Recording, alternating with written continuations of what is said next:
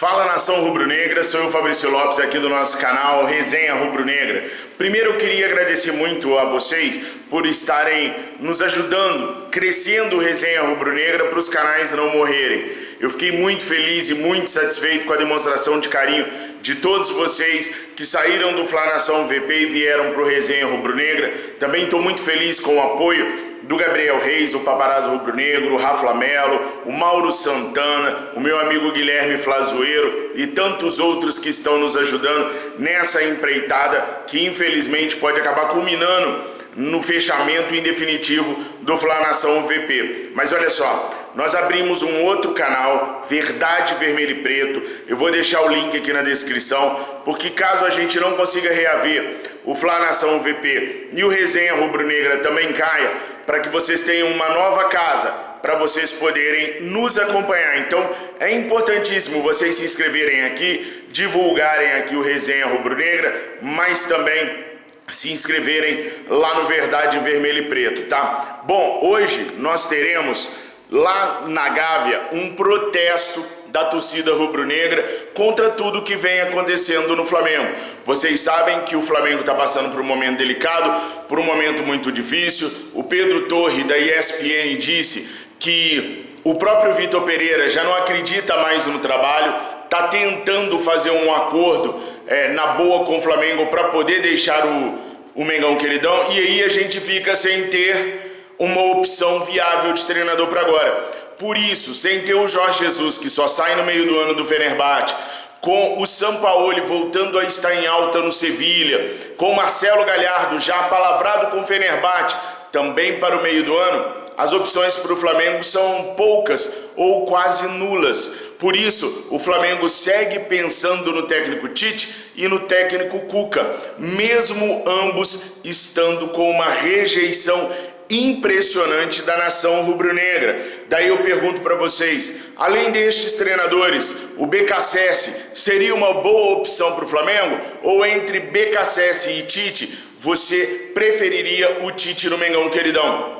Os protestos hoje são justamente para pedir uma organização melhor, para pedir para que o Flamengo tenha um planejamento melhor, para que o Flamengo não fique refém nem de jogador, nem de dirigente, muito menos de treinador. Será que vai ter efeito hoje esse protesto lá na Gávea? Vocês sabem que protesto na Gávea vai levar aos ouvidos de Landim, aos ouvidos do Felipe Bueno, do Reinaldo Belotti, do próprio Marcos Braz e também de toda a cúpula de futebol do Flamengo, as críticas e os problemas que a torcida encontra na equipe do Mengão queridão. Portanto, pode ser que a gente tenha alguma novidade para acontecer aí para frente. A cúpula do Flamengo ainda não quer a demissão do técnico Vitor Pereira. Os caras querem a permanência do Vitor Pereira pelo menos até o fim da participação no Campeonato Carioca. Como eu disse para vocês, o Campeonato Carioca, terminando agora nas semifinais, vai dar para o Vitor Pereira quase 30 dias de trabalho com esse grupo de jogadores sem ter nenhuma partida para disputar. Mas se terminar agora nas semifinais, quer dizer que nós fomos eliminados para os vice-reinos. E aí a cobra pode voltar a fumar de novo. Agora, se terminar nas finais, o técnico Vitor Pereira, ganhando ou perdendo, teria cerca de 6 dias para trabalhar esse elenco novamente, até a estreia no Campeonato Brasileiro. Então há uma possibilidade do técnico Vitor Pereira conseguir colocar esse elenco em forma até as grandes competições começarem. Mas para isso, ele vai ter que ganhar o Campeonato Carioca e vai ter que querer de novo participar dessa equipe e acreditar nessa equipe, coisa que, segundo o Pedro Torre da ESPN, ele não acredita mais, tanto é que ele está estudando um acordo com o Flamengo para poder rescindir na moral. O Ângelo, ontem à noite, eu trouxe para vocês através de um short, desistiu de vir para o Flamengo. E essa é uma das situações mais estranhas que eu já vi na minha vida. Explico. O Ângelo tinha uma proposta do Flamengo para poder ter um salário quase 5 vezes maior do que o salário que ele tinha na equipe do Santos. O Santos já tinha aceitado a proposta do Flamengo. Mas o Ângelo resolveu que não é uma boa vir para o Flamengo agora. Por que que ele rejeitou o Flamengo? Porque se ele vem para o Flamengo agora, as chances dele sair no meio do ano são praticamente nulas. Ele não teria chance de sair no meio do ano. Ele ficaria no Flamengo por pelo menos uma temporada e meia. Apesar do Flamengo ser uma vitrine maior e melhor do que o Santos hoje, ele não sairia no meio do ano. E como o Flamengo está passando por essa turbulência de entra treinador, sai treinador, então ele poderia ter mais dificuldade ainda de sair até no meio do ano que vem. Pô, Fabrício, mas o cara tá vindo para ganhar 5 vezes mais que ele ganha no Santos e ele tá pensando em sair? Isso mesmo, o Ângelo quer ir para a Europa. E para o Ângelo ir para a Europa, ele tem que ficar no Santos.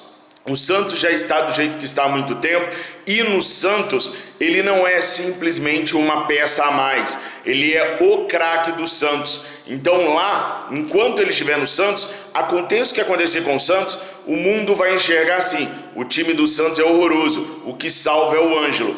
Se ele vier para o Flamengo e começar a enfrentar as dificuldades que nós estamos passando hoje, ele vai ser só mais um que pode ter muita dificuldade de se firmar na equipe do Flamengo. O Flamengo é hoje uma equipe intimidadora, sim. O Flamengo é hoje uma equipe complicada de você jogar, sim.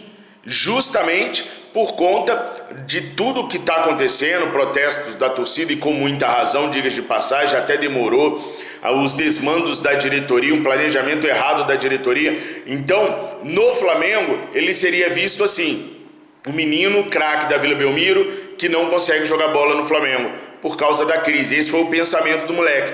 Então ele preferiu ficar no Santos, onde ele é craque, onde ele é tido como o salvador da equipe santista, para poder sair no meio do ano, do que se arriscar no Flamengo e se perpetuar por mais tempo no futebol brasileiro. É inegável, pessoal, que o sonho de cada um desses moleques que começam a jogar bola hoje é ir para a Europa. Não é mais jogar no Flamengo, jogar no Santos, jogar no Corinthians, não é. É jogar na Europa. Então ele fica no Santos, não porque ele ama os companheiros dele ou ama a Vila Belmiro, tem nada disso. Ele fica no Santos porque no Santos ele tem chance de ser vendido no meio do ano pro Forest, norte da Inglaterra, Birmingham, West Ham, alguma outra equipe dessas aí, lá da Premier League, ou de repente de uma outra liga qualquer. Então ele não rejeitou o Flamengo especificamente, ele rejeitou o desafio que seria jogar no maior clube das Américas, o que levaria ele a ter dificuldades para ir para a Europa. Agora a dificuldade está tendo também a nossa diretoria, né? Tá atrás do Fabrício Dias, tá tentando convencer o Fabrício Dias a vir para o Flamengo, tá conversando com a equipe para tentar comprá-lo para o Flamengo, mas esse ano a nossa diretoria até agora não conseguiu simplesmente contratar ninguém além do Gerson. Foi o Gerson, foi o Ayrton Lucas, foi o Guilherme Varela, jogadores que já estavam no Ninho do Urubu e depois mais nada. O Flamengo não conseguiu o Thiago Mendes, o Flamengo não conseguiu o Oscar, o Flamengo não conseguiu o Arthur, que aliás já está em negociações para voltar para o Palmeiras. O Flamengo já disse que não vai pagar 8 milhões de euros no Michael, que também está conversando com a equipe palmeirense e a conversa pode acontecer. O Michael garantiu que quando for a hora de voltar de verdade, vai conversar com o Marcos Braz, mas o Braz diz recentemente que 8 milhões de euros ele não pagará pelo jogador. Então fica cada vez mais difícil da gente ter reforços ainda nesse primeiro semestre. Eu me agarro na possibilidade da gente ter reforços no segundo semestre, mas quais seriam esses reforços? Quais seriam os jogadores que viriam para o Flamengo? Será que o Flamengo realmente tem essa grana toda para investir no meio do ano? Depois dos insucessos que nós tivemos no primeiro semestre, acho bem difícil acreditar que a gente possa ter reforços de alto nível. Eu já falei para vocês que o Flamengo tem uma leva de jogadores que ele monitora, mas não consegue efetivamente trazer ninguém para cá. Com relação ao técnico Vitor Pereira, as mudanças que ele fez para o jogo contra o Fluminense devem ser mantidas. Ele deve continuar com o time alternativo. Enquanto muitas pessoas falavam que o técnico Vitor Pereira estava fazendo experiências, eu falava para vocês que o técnico Vitor Pereira estava usando os jogadores que usou contra o Fluminense por questões técnicas e táticas. Ou seja, se o Santos não fez essa semana um trabalho nos treinos de muita intensidade, continua o Matheus Cunha no gol. Mateuzinho deve continuar na lateral direita.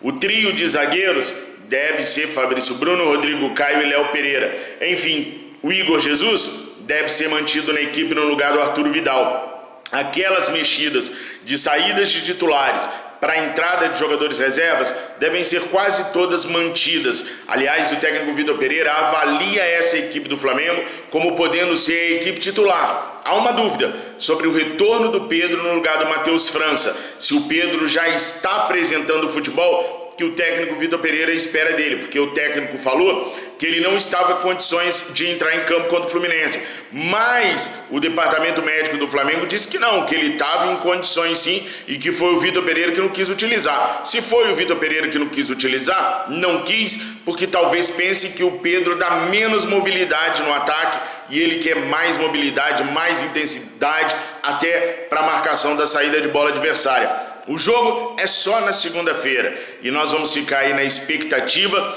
de ver qual é o time que ele colocará para enfrentar o Vasco nessa primeira partida da semifinal do Campeonato Carioca. Ah, tem um detalhe, o X9 incomodou bastante o técnico Vitor Pereira, que cobrou geral lá dentro do Ninho do Urubu, cobrou inclusive do presidente Rodolfo Landim, porque não é possível a escalação dele vazar, sendo que nem os jogadores sabiam quem seriam os titulares. Muitos foram pegos de surpresa na hora que o técnico Vitor Pereira anunciou a escalação.